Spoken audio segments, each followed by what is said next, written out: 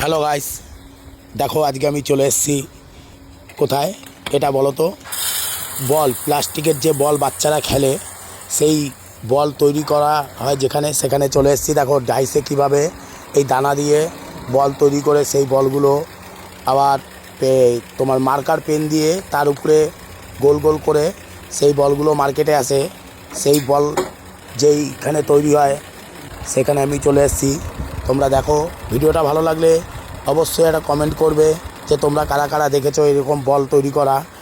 তো আর একটা লাইক করবে। তোমরা একটা লাইক একটা কমেন্ট করলে আমি আরও উৎসাহ হব এরকম ভিডিও নিয়ে আসার জন্য তোমাদের কাছে। ভিডিওটা ভালো লাগলে অবশ্যই একটা লাইক একটা কমেন্ট করো। তো তোমরা ভিডিওটা শেষ পর্যন্ত দেখো, খুব ভালো লাগবে।